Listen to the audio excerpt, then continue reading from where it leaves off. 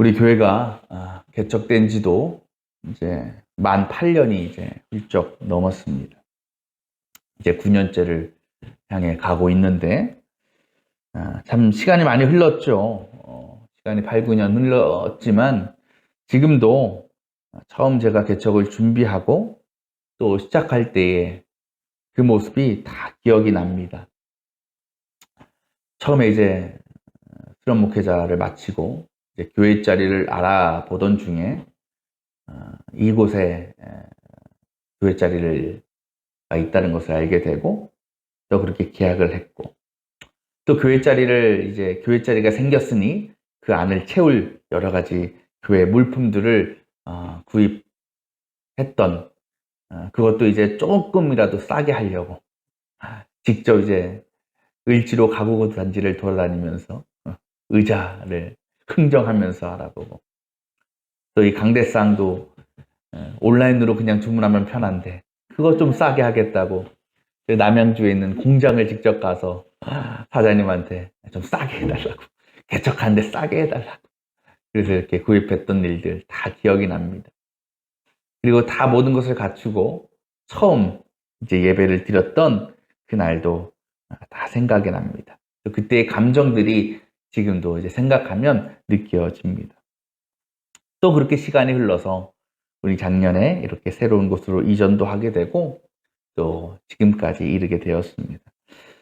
진짜 지난 개척을 해서 또 지금까지의 과정들, 우리 교회 어떤 역사들, 삶들을 돌아보면 정말로 한 가지만 고백하게 되는 거예요. 하나님의 은혜였다. 하나님의 돌보심이었다. 하나님이 함께 하셨다. 가장 감사한 것은 9년이라는 시간 동안 어쨌든 살아남았다라는 것. 문 닫지 않고 살아남았다라는 것. 그리고 크게 우리가 막 부흥하진 않았지만 그럼에도 조금씩 성장했다라는 것. 특별히 우리가 이전까지는 남의 도움을 받는 섬김을 받는 그런 미자립 교회였다면 이제는 우리가 자립해서 다른 교회를 섬기고 다른 영혼들을 섬길 수 있는 교회가 되었다라는 것이 얼마나 감사한지 모릅니다. 물론 그 7, 8년의 시간 속에 어려운 일이 없었겠어요? 제가 여러분에게 말하지 못했던 수많은 사건들도 있었을 것이고 그로 인해서 제가 겪었던 어떤 아픔과 상처나 그런 마음도 있었습니다. 그런데 그때마다 하나님께서 정말 채워주시고 정말 때마다 회복시켜 주시더라고요.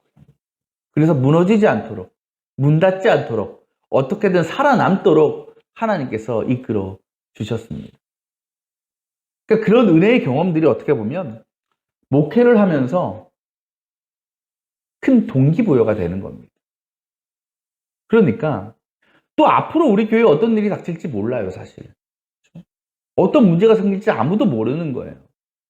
그럼에도 그런 어려움과 고난을 만날지라도 지난 시간에 우리가 경험했던 그 하나님의 회복과 하나님의 은혜의 손길들을 우리가 알기 때문에 기억하고 있기 때문에 다시 어떤 상황을 만나도 그것을 기억하면서 힘을 얻고 용기를 가지고 맡겨진 일들을 더 열심히 감당할 수 있게 된다라는 거죠.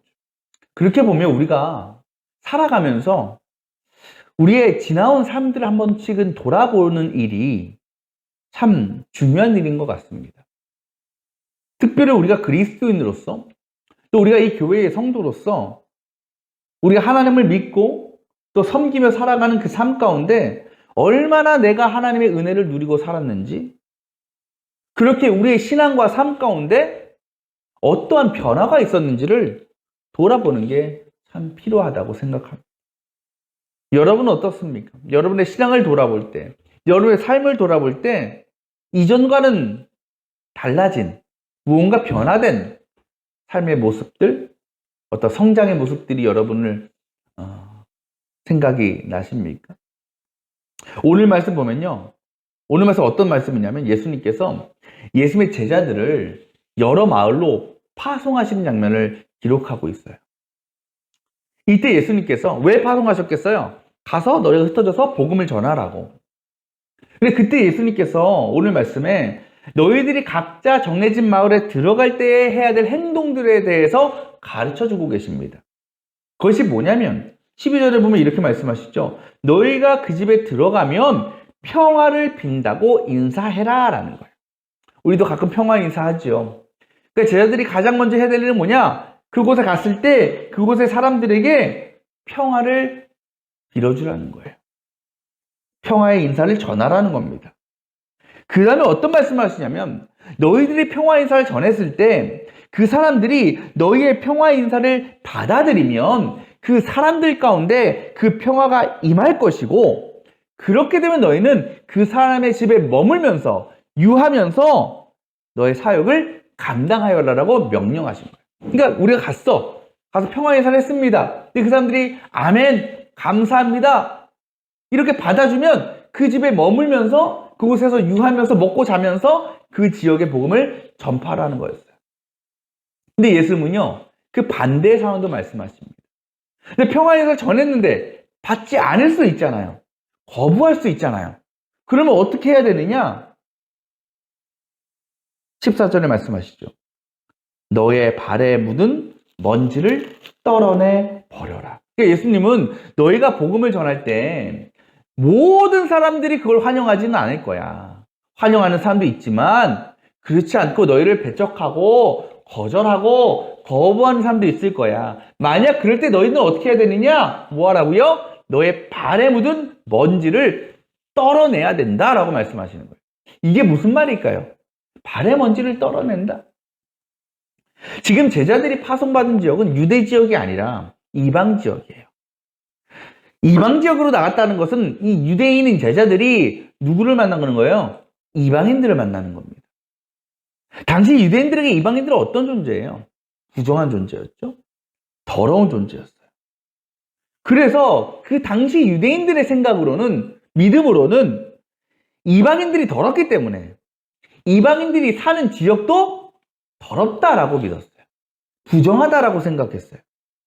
그래서 그런 유대인들의 생각과 마음과 어떤 잘못된 신앙 가운데 나타난 두 가지 모습이 뭐였냐면, 첫째는 이방인 지역에 가까이 가지 않는 겁니다. 그들을 만나질 않는 겁니다.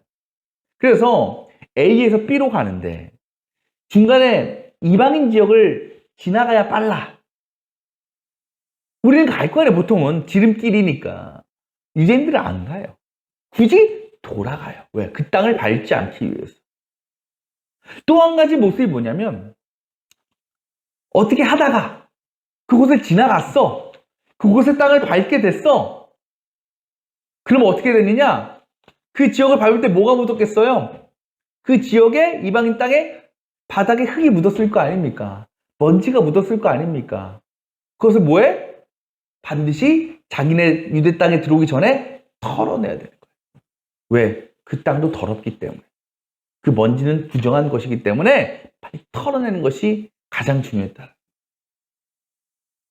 이 상황을 통해서 유대인들은 뭐라고 생각하냐? 아, 이것이 우리의 정결함을 지키는 것이다 라고 생각한 겁니다. 그런 의미로 보면 오늘 이 예수님의 이 문장만 보면 이렇게 해석될 수 있어요. 너희가 평화의 인사를 하고 평화의 기도를 전해줄 때에 그것을 받지 않는 이방인들을 너희가 만난다면 그것은 너희에게 요새 말로 부정 타는 일이니까 그런 집에서 나올 때는 너희는 반드시 그 발의 먼지를 털어내버려라. 그 모든 부정들을 털어버려야 된다라고 말씀하시는 것 같아요. 근데 여러분 사실 그렇게 해석하면 이 말씀은 예수님과 어울리지 않습니다. 예수님이 가르치신 것과 달라요. 왜? 여러분 지금 제자들이 복음을 평화 인사를 전할 때 그것을 거부당합니다. 거절당합니다. 그건 어떤 의미냐면 복음을 그들에게 전할 수 있는 기회가 차단되는 거죠. 그렇죠? 그들이 거절하니까. 근데 만약 그런 일이 발생했어. 예를 들어 우리가 복음을 전했어. 근데 그 사람이 거부해. 문전박대해. 그럼 예수님께서 원하시는 게 뭘까요? 제 신앙적인 삶이라는 건 뭘까요? 굴복하지 말아야지. 아니 그게 아니고 좀 들어보세요. 끝까지 복음을 전해야죠. 돌아서는 게 아니고 포기하고 나오는 게 아니고 어떻게 해서 저 사람을 구원하기 위해서, 하나님을 만나게 하기 위해서 복음을 전해야 되는 것 아니겠어요? 어떤 시련과 방해가 있어도 믿음으로 끝까지 그 일을 감당해야 되는 거 아닙니까? 그래서 그 과정을 통해서 제자들의 믿음도 더 연단이 되고 더 큰 어려움도 감당할 수 있는 것 아니겠어요? 근데 왜 예수님은 제자들에게 복음을 받아들이지 않는 그 이방인의 집을 나오면 너희들은 너의 발에 묻은 더러운 먼지를 털어내야 된다라고 말씀하신 것일까? 그렇게 볼 때 우리는 여기서 주님이 말씀하시는 발의 먼지라는 것이 이방인들의 부정함을 의미하는 것이 아니다라는 것을 우리 생각해 볼 수 있는 거죠. 그러니까 예수님은 그들이 부정하기 때문에, 예수님을 받아들이지 않는 그들의 그 땅이 부정하기 때문에 그 부정한 먼지와 흙을 떨어내라고 말씀하신 게 아니에요. 예수의 말씀은 이런 겁니다. 그 발의 먼지라는 것은 무엇이냐면 이렇게 표현할 수 있어요. 제자들의 마음에 남아있는 어떤 상처와 아픔과 서운함 같은 것들이에요. 우리가 살면서 가장 상처받고 가장 속상하고 가장 마음이 아플 때가 언제입니까? 사랑 고백했다 차일 때, 고백했다 차일 때, 그죠? 또는 내가 무슨 호의를 베풀었는데 그것을 거절할 때. 다들 그런 차이해본 경험이 없으신가 봐. 없어요? 좋겠다. 아파요. 너무 속상해요. 나 이렇게 잘해줬는데, 내가 이렇게 좋은 거를 주는데 그걸 거절해? 거부해? 마음의 상처를 받아요. 마음이 아파요. 그러니까 예수님의 제자들이 아무리 예수님의 제자라고 하지만 복음이 거절당하고 평화 인사를 거절당하고 문전박대를 당하면 기분이 어떻겠어요? 속상하고 상처받고 너무나 마음이 아프지 않겠습니까? 또 그들에 대한 안타까움도 있을 거죠. 왜 이 사람들이 받아들이지 못할까? 또 그것을 넘어서면 분노가 생길 수도 있고 서운함도 생기는 거예요. 지금 예수님께서 떨어버리라는 그 먼지들이 바로 그런 것들이에요. 그들 안에 남아있는 상처, 아픔, 서운한 감정들. 그러니까 주님은 이런 겁니다. 너 거기서 문전박대 당했어? 그들이 너희를 거절했어? 그래서 기분 나빠? 속상해? 상처받았어? 빨리 잊어버려야 된다 너네. 그거 갖고 있지 말고 빨리 벗어던지고 새로운 마음으로 다시 다른 곳에 가서 사역을 감당해라 라고 하시는 말씀이라는 겁니다. 여러분, 예수님께서 사셨던 공생의 3년 한번 생각해 보세요.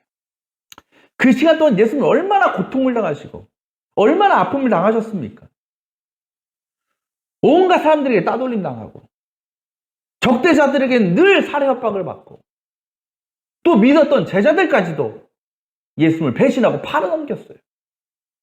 여러분이 만약에 예수님 같은 삶을 살았다면 그거 뭐 세상 살 맛이 납니까?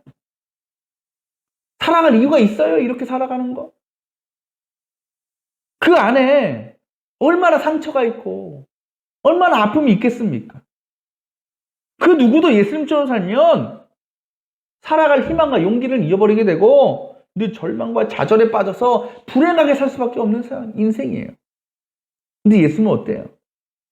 주님은요, 자신이 경험했던, 자신이 당한 그 모든 일들을, 아픔들을, 상처들을 쌓아두거나 그래서 불안해하거나 두려워하지 않으셨어요. 또 야, 내가 언제 기회가 되면 저것들 내가 본때를 보여줘야지. 벼르고 계시지도 않았어요. 예수님은요, 오늘 말씀에 제자들에게 그러셨던 것처럼 그때마다 모든 것을 다 떨어내 버리셨어요. 털어버리셨어요. 그리고 하나님 뜻에 순종하시면서 자신의 사역을 계속 이어나가셨다는 겁니다. 우리 인생도 마찬가지예요. 우리가 살아가면서 얼마나 많은 일들을 만납니까? 특별히 우리 신앙을 방해하고 또 우리의 삶을 어렵게 하는 상황들, 그 상황 속에서 우리는 마음속에 좋지 않은 감정들이 있어요. 상처와 아픔들이 있다는 겁니다. 그런 생각들이 있습니다. 근데 많은 사람들이 그것을 떨쳐내지 못해요. 털어내지 못해요. 그래서 그 아픔에 매여서, 그 상처에 매여서 살아가요. 그것만큼 불행한 인생이 없는 거예요. 주님은 오늘 그것들을 다 털어내라고 말씀하시는 거예요. 매여있지 말라고 말씀하시는 겁니다. 그래서 그것을 벗어던지고 다시 소망을 품고 힘을 내라고 우리에게 말씀하고 계시는 겁니다. 왜? 그래야 우리는 또 새로운 변화와 또 새로운 성장을 경험할 수 있기 때문에. 근데 여러분, 그 일이 참 쉽지가 않아요. 생각해보면. 우리가 그렇게 해야지 한다고 그렇게 되는 게 아니더라고요. 우리 인간은 어떤 동물이냐면, 여러분, 우리가 관심하고 있는 것, 그것도 지속적으로 관심 갖고 있는 것에 지배를 받는 동물이에요. 근데 여기서 중요한 사실은 뭔지 아십니까? 우리 각자 여러분이 바라고 소망하는 무언가가 있잖아요.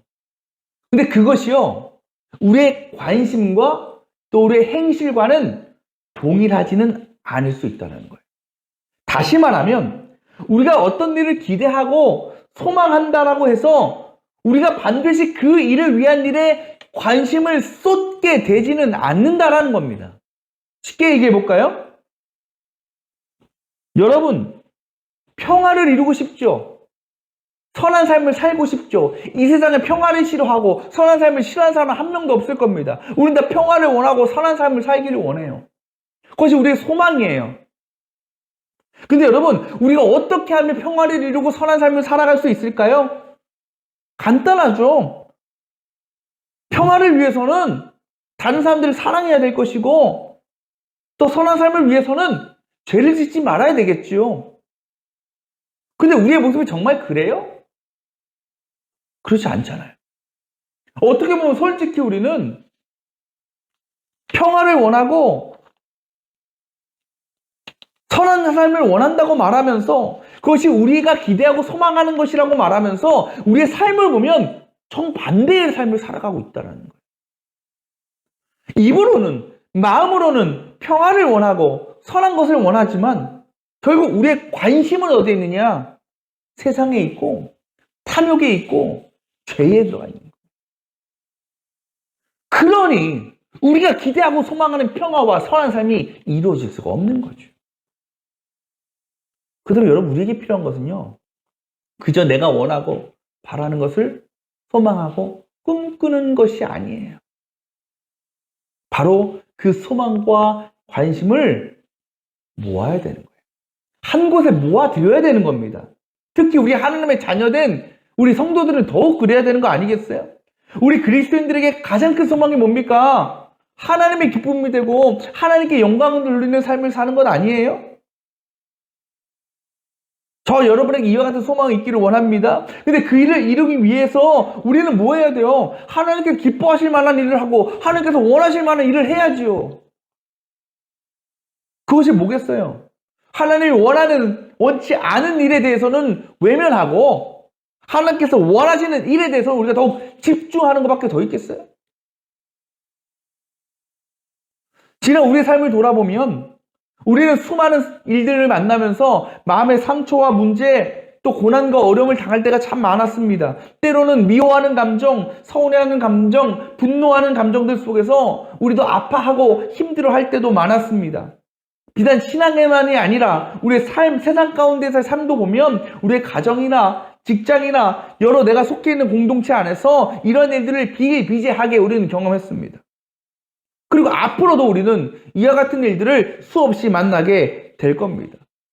자유로울 수가 없습니다. 문제는 그런 일들을 만나는 어떤 상황과 환경 자체가 아니라는 거예요.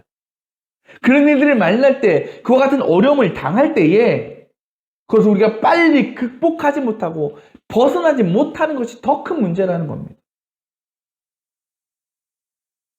지금도요, 그런 문제로 여전히 마음속에 남아있는 상처와 아픔과 서운함과 어떤 부정적인 감정들 때문에 고통당하는 이들이 너무나 많아요. 왜 거기서 벗어나지 못합니까? 내 관심이 거기에 있기 때문에 그런 거죠. 내가 당한 어려움, 고난, 상처라는 어떤 부정적인 감정에만 집중하고 관심하고 있기 때문에 벗어날 수가 없는 겁니다. 곧 우리가 털어버려야 될 것, 떨쳐내버려야 될 것들을 떨어내지 못하니까 우리의 삶에 희망을 찾지 못하고 그 감정들의 지배당해서 고통과 절망에 빠져 살아갈 수밖에 없는 것 아니겠어요? 오늘 주님은 분명히 말씀하시는 거예요. 너희는 그것들을 떨어내 버려야 된다. 그를 위해서 우리가 해야 될 가장 최우선의 일이 뭐냐? 우리의 관심을 빨리 돌려야 되는 거예요. 다른 곳으로 돌리는 거예요. 그것이 뭘까요? 내가 진짜 원하고 소망하는 일. 정확히 말하면 하나님께서 원하시는 일을 찾고 그것에 우리의 모든 관심과 생각을 쏟아내야 되는 겁니다. 그래서 우리의 관심과 우리의 시선이 부정적이고 비신앙적인 것이 아니라 신앙적이고 영적인 것에 두어져 있어야 된다는 거예요.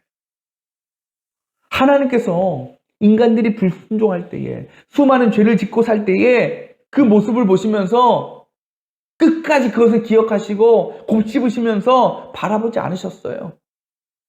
도리어 하나님의 관심은요, 어떻게 저런 죄를 내가 사랑할까? 어떻게 하면 내가 저런 사람들 내가 용서할까? 집중되어 계셨어요. 주님은 심판과 멸망과 상처가 아니라 회복과 자유와 구원에 관심을 두셨다라는 거예요. 그 하나님의 사랑과 그 하나님의 관심을 통해서 저와 여러분이 속죄함을 누리고 구원의 사람으로 변화되어진 것 아니겠습니까? 사랑하는 여러분, 우리가 믿는 하나님은 선하신 분이에요. 그것은 무슨 의미냐면 하나님은 세상 그 무엇도 자신의 손길과 자신의 능력을 통해서 선한 것으로 변화시키시는 분이라는 겁니다. 그렇게 주님은 십자가를 부활로, 죽음을 생명으로, 죄인을 의인으로 변화시켜 주셨습니다. 하나님은 지금도 그렇게 일하시고 그렇게 자신의 존재를 드러내시고 계십니다. 우리가 그것을 믿는다면 우리가 삶 가운데 만나는 모든 경험들은 하나도 버릴 것이 없습니다. 모든 것이 하나님의 선하심을 드러내는 귀한 도구가 될 수 있습니다. 그 일이 여러분의 삶 가운데 나타나기를 정말 원하십니까? 그 일을 위해서 우리가 해야 될 일은 뭐냐?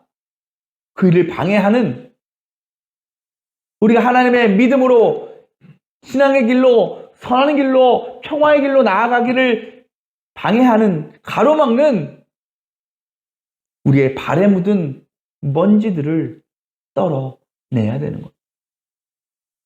우리의 신앙과 삶을 방해하는 감정이나 생각들, 과거의 모든 아픔과 상처들 다 떨어내 버리고 이제는 우리의 모든 소망과 모든 관심을 하나님께로 모아 줄 수 있어야 된다. 그때가 바로 하나님께서 자신의 선하심과 신실하심의 역사를 시작하실 때라는 것을 여러분 기억하시길 바랍니다.